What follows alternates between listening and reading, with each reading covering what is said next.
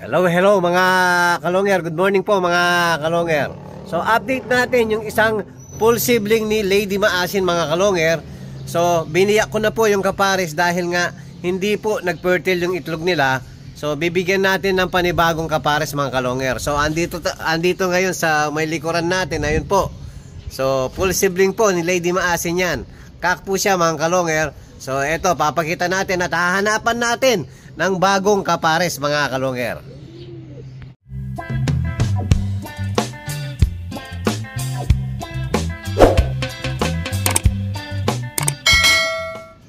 Ayan mga kalonger, yung full sibling ni Lady Maasin. Ayan. So wala na pong kapares dahil nga biniyak na natin. So isa po ito sa dating nagkabaliling.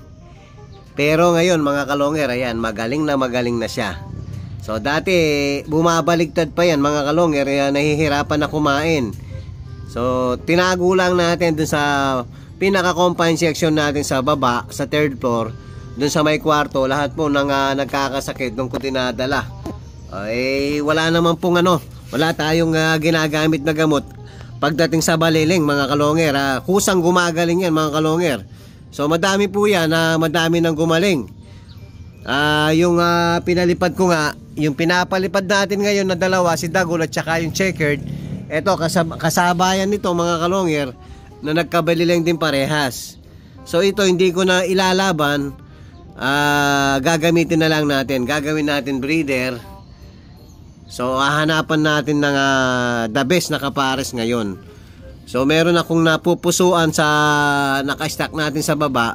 So papakita ko sa inyo mga kalonger. So bababa po tayo at papakita natin yung ipapares natin kay full sibling ni Lady Maasin. So ano bang dapat natin ipangalan dito? Si Pulsib Balileng mga kalonger. Nagustuhan nyo ba yung natin? Comment down below po. Comment down below po mga kalonger kung anong magandang ipangalan sa ibon nating ito na full sibling ni Lady Maasin. Kak po siya mga kalonger. Hinahanap po yung dating kapares. So bababa po tayo. Ipipili natin ng magiging kapares si pansamantala. Ang pangalan niya sa akin Pulsib Balileng. Parang pangit mga kalonger. Lady Pulsib Balileng. Pwede.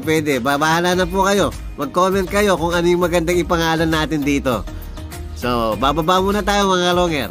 Hello mga kalonger. Ayan, nandito na po tayo sa ating stakan at breederan. So, eto na po yung sinasabi ko na pupusuan ko para ipares kay full sib ni Lady Maasin mga kalonger. So, eto, papakita na po natin mga kalonger. Hello mga kalonger.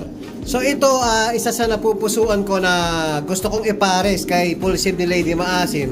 So ito po ay anak ni Jabakok. So ito po yung tatay niyan, si Jabakok at saka si Pato 1K. Ayan po yung nanay niya na producer na po parehas ang magulang niya. So yan din po yung magulang nung sinakay natin isa sa Maasin Leyte na hindi lang po pinalad na makauwi. Pero napakatulin po nung ang speed nung Katbalogan, daybird siya mga kalonger, 1118. So 11 plus po ang speed. So dahil basal ito, so medyo yung edad niya nasa 9 months pa lang.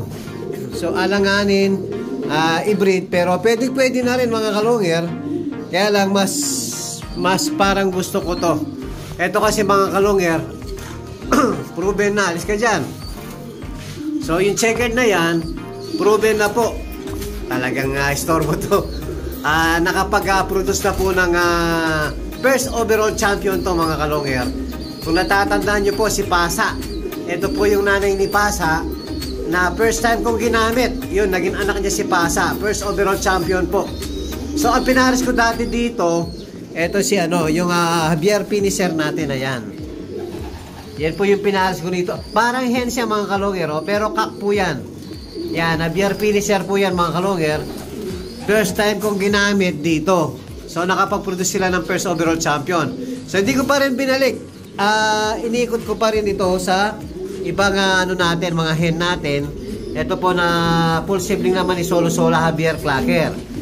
So ito, baka ito na po siguro yung ipapares natin kay full sibling Lady Maasin, mga kalonger. Nagkaroon siya ng crested sa ulo dahil isang araw pinapares ko sana kay De Bruxelles. Nung iniwan ko, mga kalonger, okay naman sila. Pagbalik natin, bugbog sarado yung ibon natin. Sarado ang dalawang mata. Tapos yung noon niya, mga kalonger, yun, binugbog din, namaga din. Kaya halos kakagaling lang ng ibon natin. Yan, biglang naging crested yung ibon natin. So yun yung ipaparis natin kay full save ni Lady Maasin, mga kalonger. Ito producer na po kasi to. Long distance din po ang mga ibon na to. May tulin. Ang ganda ng speed ng naging anak nito na si Pasa. Puro 1-1 din ang speed. Ang pinakamababa, mga kalonger, isang 1,000 plus. Dahil ismas ang na labanan. Muntikan pang nag-lab champion yung anak nito. Kasalanan natin, mga kalonger. Nandiyan ng ibon, wala pa tayo sa taas. So, na 8 seconds lang tayo sa kalaban. Samantalang, nagpapahinga na nung dumating si Pasa, mga kalonger. O, yan po ang ipapares natin. Mamaya, iakit na natin sa taas, sa 4th floor. Ang lahi nito, mga kalonger, Stitch, Japan, anong pa nga ba? So, ang nanay kasi nito, yung Japan na umispeed ng 1.4 plus 1,400 sa Tuguegarao, lap winner po. Tapos 5th overall po ng BOTC ang nanay nito. So ang pinaris natin stock lang, Stitch. So yung mga kapatid nito nag-Javier din, mga kalonger. Bago natin i-akit to, i-update natin yung ibang breeder natin dito na yung anak ni original Solo Sola. Yan, ito yung parents ng Javier Clacker natin na si Solo Sola. So meron pong nagpa-reserve. Yung isa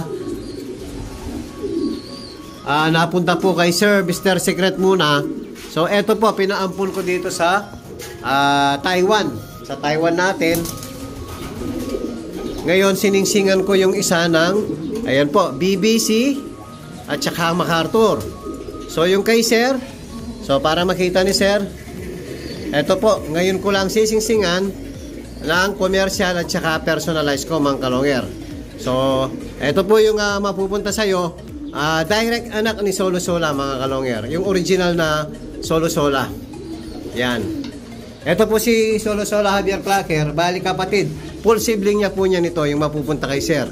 So, bali ang pinareserve ni Sir, 3 po.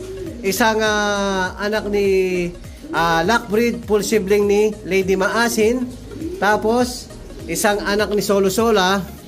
Tapos isang anak ni Pato 1K at saka ni Solo Sola Javier Clacker. So ang inihintay na lang natin, idol, yung magiging anak ni Pato 1K at saka ni Solo Sola Javier Clacker. So malapit na pong mapisa. So ito na yung last nasa pinareserve mo. Ito yung pangalawa. Tapos yung isa andun po sa isang breederan natin sa bodega. So sisingsingan muna natin itong pinareserve ni Sir para makita niya po. So ito na po, sisingsingan na natin yung pinareserve ni Sir. Yan po, bali personalized ko po. Vent season, longer TV yan. Yan, perso ring po yan. Tapos commercial lang po sa kabilang paa. Yan, PHA po. So ito yung ibon, mga kalonger. Hindi ko alam kung kasya na to. Medyo maliit pa yung ibon. So tatry na natin na sisingsingan yung ibon.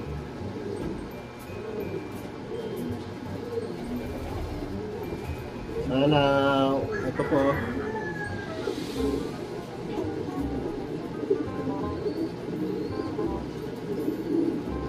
Asya na, pwede na pala, mga kalonger. O yan. Tapos yung perso ring natin. So full sibling po ni Solo Sola Javier Clacker. So solid na yung lahat yung pinareserve ni Sir. O yan po, yung perso ring natin.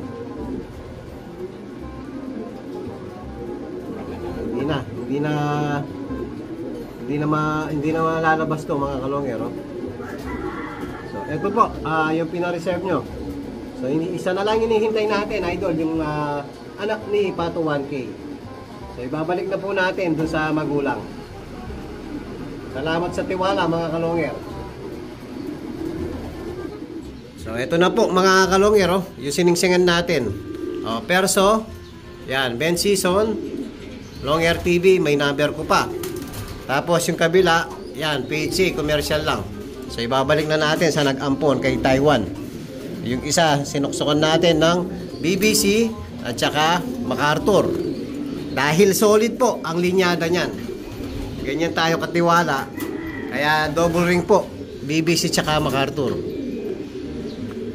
Tapos update ko rin mga kalongger, yung blinag natin kagabi na si Lady Maasin mismo, ayan po, may nagpa-reserve na isa ngayon. So reserve na po yung isa sa mismong anak ni Lady Maasin. So meron pang isang available.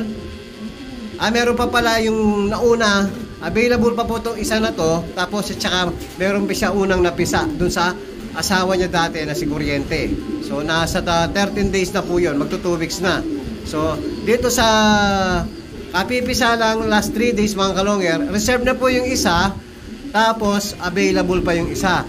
Habang hindi ko pa nasisingsingan ng panlaban, yun po, PM lang sa gustong magpa-reserve. Available pa po yung isa mga kalongger. Inuulit ko po kasi after 3 days nito, sisingsingan ko na ng panlaban to. Hindi na po pwede, hindi na po pambenta. So habang hindi pa nasisingsingan, yan 3 days pa lang sila. Pa-reserve nyo na po. Ano pang ginagawa nyo? Pa-reserve nyo na. Baka maubusan mga kalongger. Yan po yung update natin sa mga ano natin ngayon. So iaakit na po natin yung gusto natin ipares kay full save ni Lady Maasin. Hello mga kalongger. Ayan po, nandito na tayo ulit sa 4th floor. So ito yung ipapares natin kay full save Balileng. Yan, tapos yung ano nila mga kalongger, yung pugad nila papalitan natin na medyo malalim po kasi kaya nilang ilabas yung itlog nila. Di ko alam kung sila yung naglalabas o daga. Minsan po nakikita natin nasa baba itlog eh. So ito ipapalit natin. Medyo mataas po yung pugad. So ipapagparas na po natin. Ayan, kukunin ko muna yung pugad. Delikado, baka ayan. Sana pumaris ka. Lagay na natin yung pugad. Delikado, hindi marunong dito yung hen natin, baka sumibat. Huwag sisibat, bawal sisibat. Ayan mga kalongger. Babalik na natin yung tubig tsaka pagkain. Ayan, magkarinyuhan kayo dyan. Binabara ko gustong gusto naman Pumapares din yung hen mga kalongger. Sige, magpares na kayo para makapag-produce na kayo ng mga long distance bird. Yan, sure ball po yan. Parehas long distance yan. Yung hen natin nag-produce na ng mabibilis na dumudulo rin. Lahi rin po ng yan. Kapatid niya, nag-habiar din ang mga kapatid nito.